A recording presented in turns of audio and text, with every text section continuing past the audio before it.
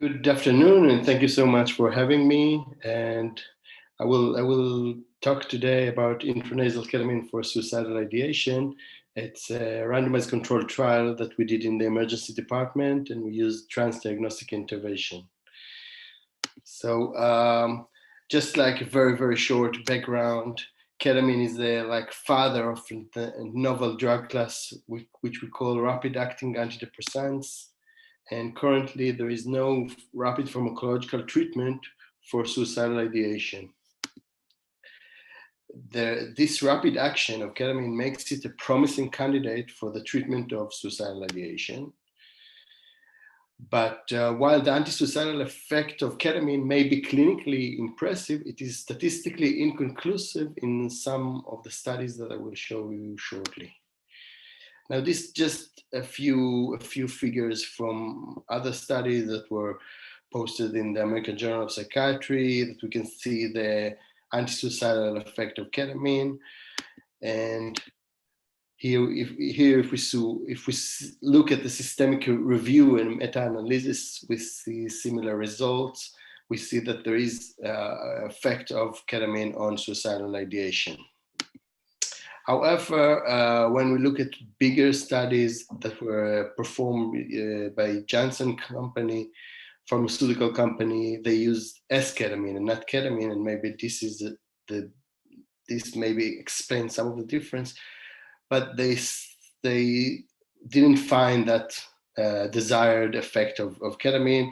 We see on the left-hand side that there is that it is statistically significant on day one, but on the right-hand side, we see that it's not statistically significant, and the numbers on the right-hand side are much higher. So I guess it was disappointing to see these results. And if we look at suicidal ideation in the emergency department, so first of all, we know that it is very common, and a lot of people are presented to the emergency department and complain of suicidal thoughts, and there is no rapid treatment for them. And that's why there is an urgent need to pursue treatment option for suicidal thoughts in the emergency settings. And we want to achieve relief of suffering caused or related by suicidal ideation. Such a relief may decrease psychiatric hospitalization or need for psychiatric observation, or shorten the length of hospitalization, and ideally it can save lives. So our hypothesis was that ketamine will alleviate suicidal ideation, and we need a practical way of administration. And we also thought that we also hypothesized that trans-diagnostic approach, which means we look at the suicidal ideation as the main diagnosis, or the diagnosis that we worry about. We don't go into specific details if we're talking about depression or unipolar or bipolar depression, personality disorder, PTSD. We look just at suicidal ideation as the problem that we want to solve.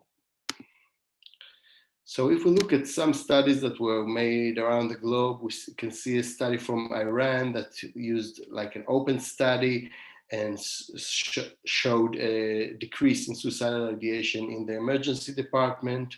Now this study and the following are made specific at the suicidal ideation. The second one is made in the US military, and they show a reduction of suicidal ideation, but the numbers are very small. So this is where my first study that I want to present to you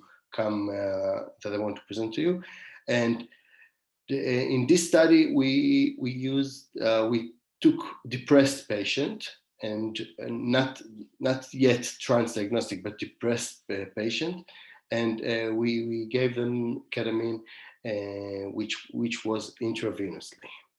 And this study was also mentioned by the APA alert, and I take a lot of pride in that. So the methods of that study was that it was RCT proof of concept trial, and we had 18 depressed patients with acute suicidal ideation that required hospitalization. Patients were randomized to either intravenous ketamine, 0.2 milligram per kilogram, or saline placebo. And safety and efficacy evaluation were done at many time points because it was a proof of concept trial, and we didn't know when our results will be more prominent. The main outcome was suicidal ideation with secondary measure of depression. Now, these were our results, suicidal ideation across time. And if you can see, we had like a window of, we found that ketamine in the emergency department setting alleviated suicidal ideation over placebo at 90 to 80 minutes post-administration. This was statistically significant, and I will talk a lot about this window of opportunity that we have to help our patient. What is the meaning of this window will be discussed further along this talk.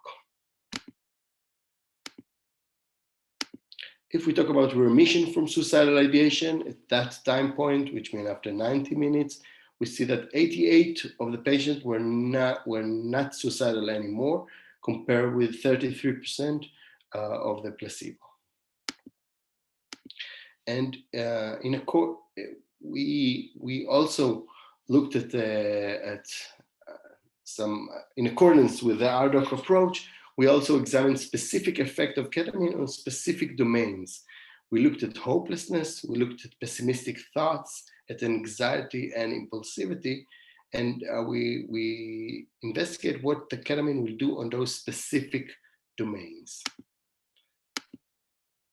So if we look at these like four figures, and it's hard to see. I know it's very small, but A is hopelessness, B is pessimistic thoughts, and C is anxiety, and D is impulsivity. And we found that ketamine to improve some of the negative and positive valence systems, I mean pessimism and hope, but not cognitive symptoms. It had no effect on impulsivity, which is highly related to suicidal thoughts, and well, more to suicidal to suicide attempts, as you probably all know. So for anxiety, which is figure C, we saw just a slight change on 30 minutes, which I'm not sure what that even means. So, but you know, it's very small studies with only 18 patients, but I think it was important for me to show you these results, because I think one can take this idea and work further with that, like to see what the effect of ketamine on hopelessness. It's like a big study that can start now and run and be very, very interesting. So just a taste. So to conclude from that study, we found ketamine is a safe and feasible treatment option in the emergency department for depressed patients with acute suicidal ideation. And we found ketamine to alleviate suicidal ideation in the first hours post-infusion. And this led us to the second paper, which I will present now.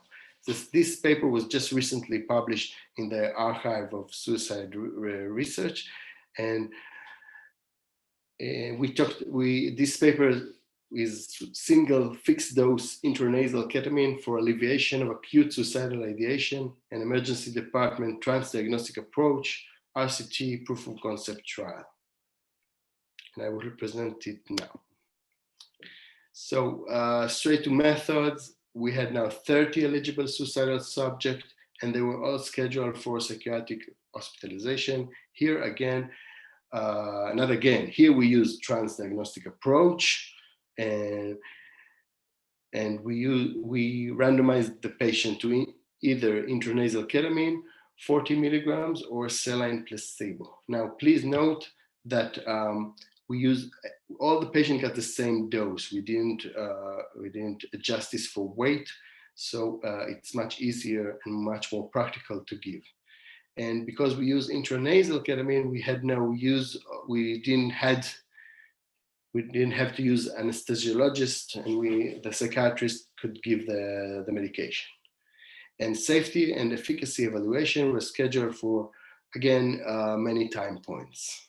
Primary outcome was suicidal ideation, and secondary outcomes were depressive symptoms, remission from suicidal ideation, days of admission, along with safety outcomes. We exclude schizophrenia spectrum disorder, we exclude dissociative disorders, PDD, acute intoxication, and pregnant or lacting or postpartum women. The procedure, we use intranasal administration, which we thought is more practical than the traditional IV administration.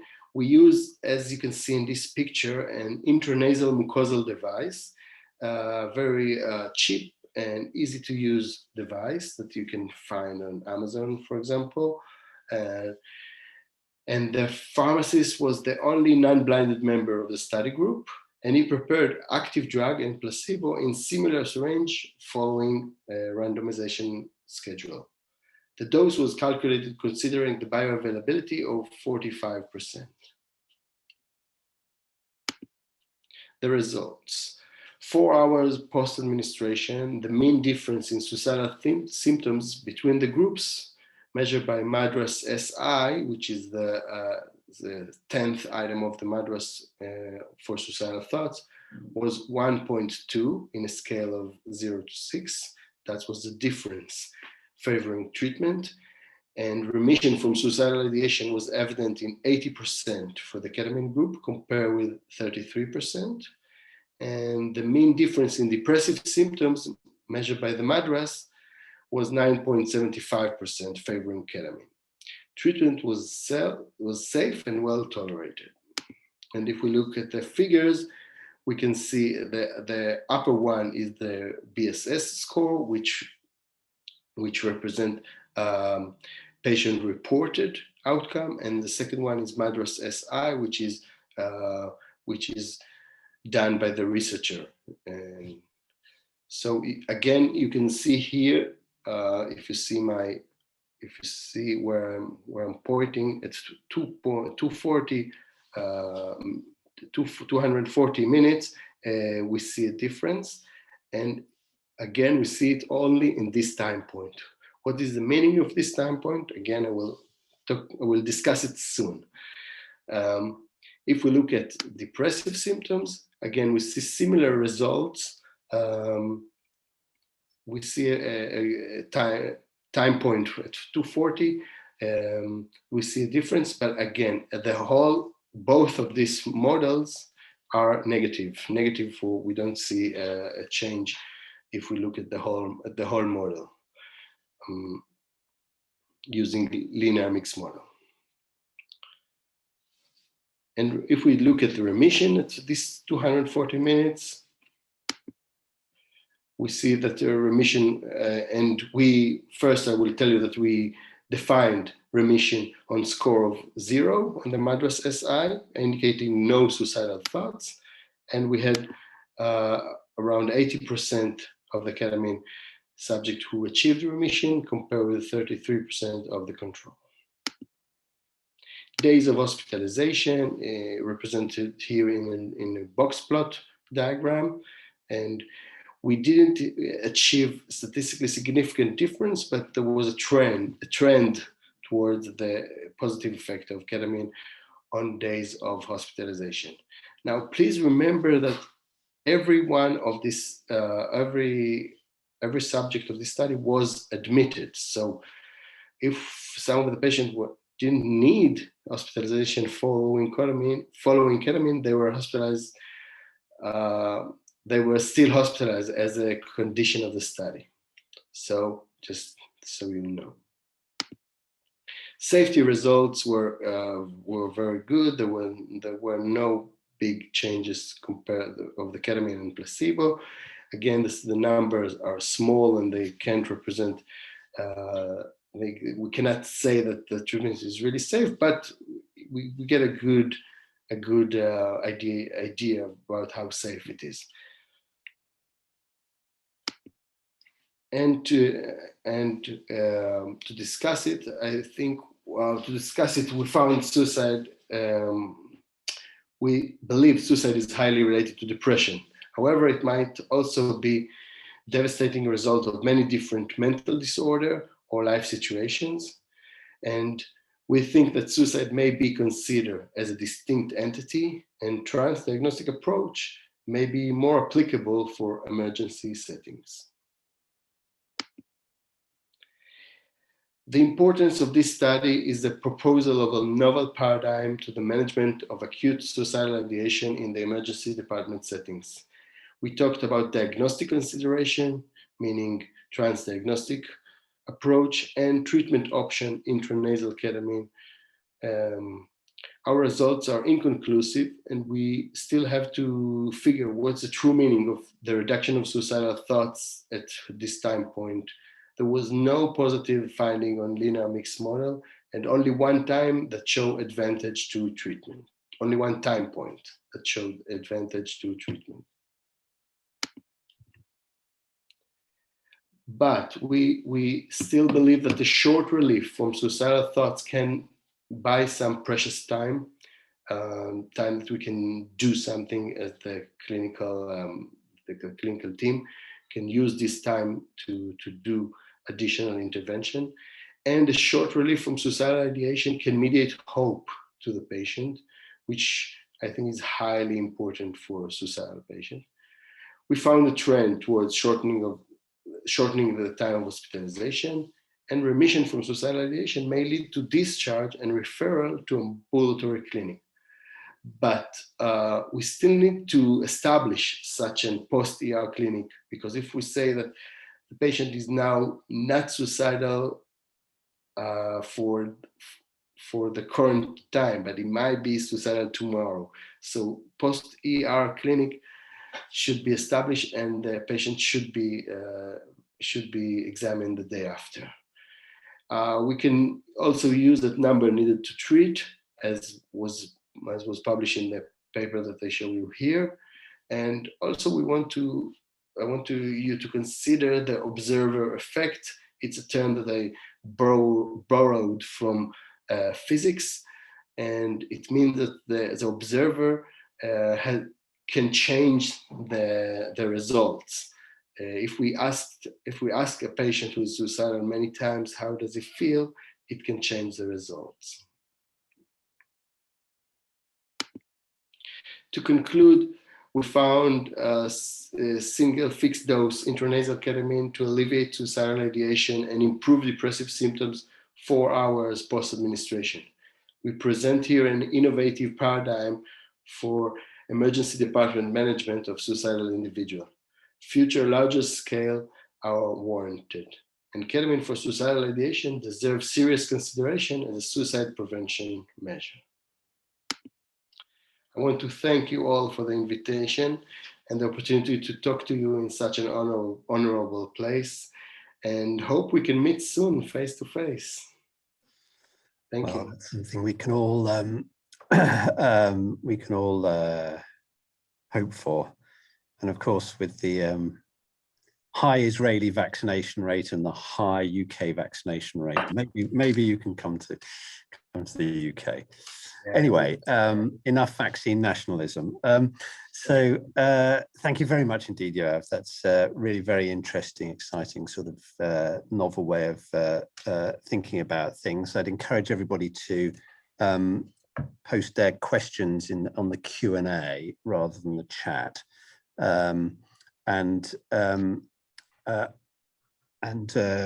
Yeah, if you could post questions rather than raising your hand just at the moment, that would be the best way of doing it. And then when we, in the latter part of the meeting, we'll go to a sort of hands up type of arrangement. So if I may, can I just ask the first question, and then maybe Sarah, and then then we'll have some questions coming in on the Q&A. The effect that you saw was negative, as you said, overall. And if there was a signal, it was coming on at 4 hours. Can you say a bit about the dosing and the timing of this, and what you thought about that in retrospect? Well, let me start with the dosing. I think we used kind of lower the needed dose in both studies. The first one was 0.2 milligram per kilograms, which is very, very low, and was driven by the desire to be very careful. We gave it intravenously, and we gave it in a single shot, and not through very long IV drip. So it was very fast, and we want to be very careful. I think retrospectively that the dose was low.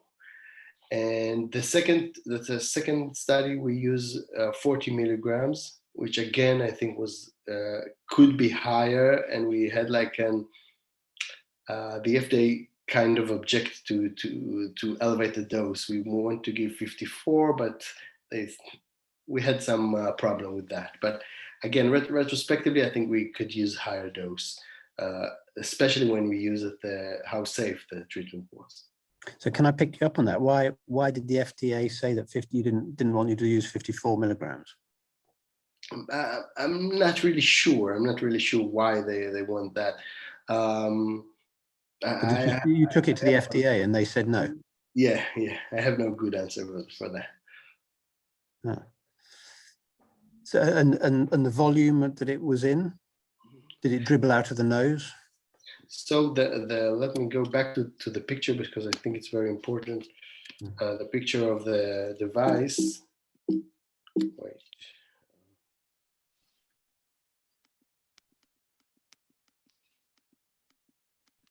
So this intranasal mucosal device can deliver only 0.1 milliliter at when you push the syringe. So if you want to give higher dose, you should use more how do you say that? You should use the syringe more times, because you can only deliver 0.1 and then again 0.1 and 0.1 and wait between them, because you need the nostrils to have good to accept the medication. So that is a problem that I think Janssen got over it with their device. But so your dose of 40 milligrams, how many times do you have to squirt it? Over what sort of period? So every time it was 10 milligrams, so it was 4 times. I see. Over what sort of period? 2 in each nostril, and we waited 5 minutes in between them. Okay. Good. Sarah, have you got a question? Yeah, I just have a couple of questions. Yoav, thank you for guiding us through your findings. The first one would be, why did you pick up the primary outcome at 4 weeks? And my second one was, like, if you saw any difference in the outcome. I saw probably the sample size was a bit small, but in terms of stratifying for diagnosis or suicidal severity at baseline, or any difference for people who were taking any concomitant medication? Well, thank you so much for this question, and I think it's very, very important. We took the 4 weeks only for in terms of safety. We want to know that it's good for safety reasons. There was a debate in my team about maybe we should just look at 1 day or 7 days and that's it. But I think a good scientist is looking at much broader picture to see what happens after that. And I'm not sure 4 weeks is enough. Maybe we should use like 4 months or something like that. So of course, when we use it at multiple time points, the results should be much more conclusive, and that's one of the reasons that we couldn't find a difference, because we looked at a lot of time points. We didn't know in advance which time point will be significant. The second question, I'm not sure about any medication, but I want my impression that the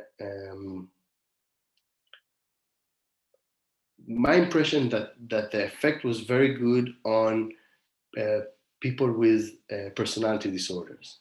And I'm saying that because we usually consider people with personality disorder as poor responders for antidepressant medications. And we find it surprising that people with personality disorder react very well to this kind of treatment, had a good effect. So again, it's just my impression. It's not scientific, but just my point of view. Thank you. Thank you very much. And I think that leads nicely to a question that Cohen has asked. What about the risk in being able to reduce suicidal ideation so rapidly, but not being able to maintain the effect? Can this not be resulting in hopelessness? And then there's a subsequent question about, you talked about decreased in hopelessness and not about increased in hope. Maybe those could be differentiated, as they're not always highly correlated. So yeah, first question about maintaining it. You talked about the clinic, but what about particularly with people with personality disorders and very unstable mood? So my dream, maybe the way I see it is that if a person comes to emergency department and he suffers from suicidal ideation, he can get this treatment. Now, if it works, let's start if it doesn't work. If it doesn't work, we can admit him and he should be hospitalized as we do today. It's like treatment as usual. But if it works, we can tell him, okay, now you feel better, but we don't know how long this effect will last. So we want to see you tomorrow. Please come back to our clinic tomorrow. And then we can see him again. And if he's again suicidal, maybe we should go again to plan A and admit him and he should be hospitalized. But if he's better, then we got something. We succeed. Now, the way I see it, even if we give a person a slight of hope, it can change the way, it can change suicidal ideation, because suicidal ideation are very much related to lack of hope altogether. There is no hope. There is like this tunnel vision of there is only one thing I can do, and that to kill myself. So even if we got like maybe 2 hours of hope, it might be significant for that specific person.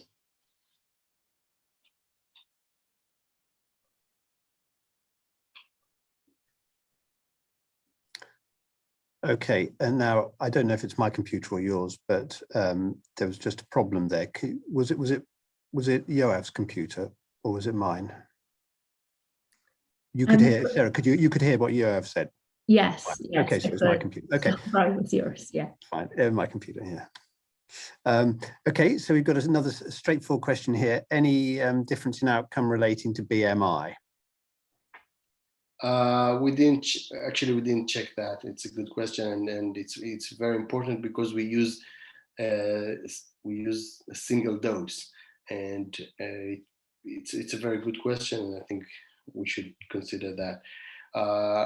Let me just say to you that Janssen is also using single dose. Well, they have some different dose, but they use single dose for all the patients, which is around 8. Most of the patients get 84%. So it just make me believe that we can use this single dose.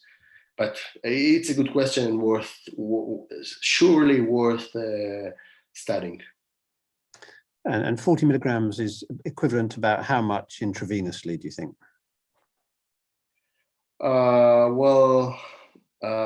It's hard to say, but I would say 80 to 70 milligrams, which is similar to one. No, sorry, it's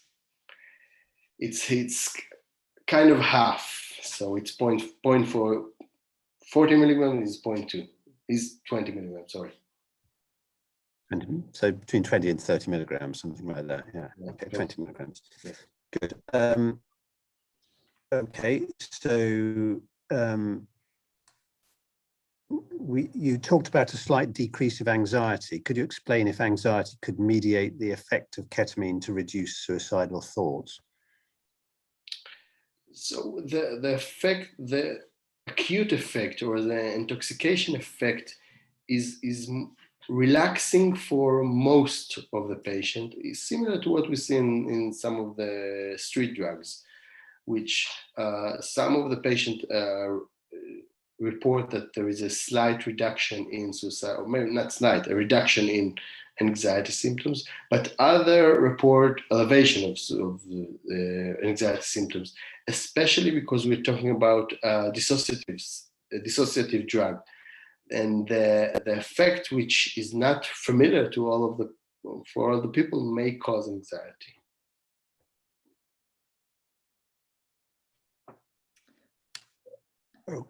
Okay, thank you. And then what do you think about using Spravato 84 milligrams in this setting?